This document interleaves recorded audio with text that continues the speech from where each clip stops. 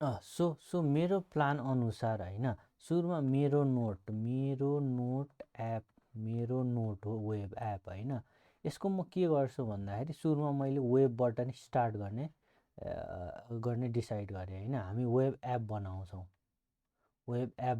होइन। अब म के गर्छु, मेरो फर्स्ट स्टेप के हुन्छ भन्दाखेरि होइन, सेटअप नेक्स्ट जेएस। हामी नेक्स्ट जेएस सेटअप गर्छौँ होइन। यसमा नेक्स्ट जेएसको प्रोजेक्ट सेटअप गर्छौँ होइन। यसमा अरू के गर्छ, हामी स्याट सिएन युआई हामी सेटअप गर्छौँ होइन। अर्को भनेको हामी यो टेलविन्ड हामी चेक गर्छौँ काम गर्छ कि गर्दैन होइन। त हामीले योभन्दा बेसी कम्पोनेन्ट चाहिँदैन होला यो बनाउनको लागि होइन।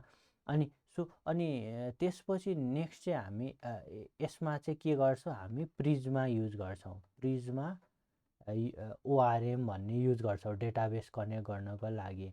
हामी डेटाबेस सायद माइसिक्वल अर पोस्ट ग्रेस सिक्वल हामी युज गर्छौँ होइन। सो यो प्लान भयो। अब फर्स्टमा हामी यो कुरा गरौँ होइन। अनि त्यसपछि चाहिँ हामी बाँकी कुरामा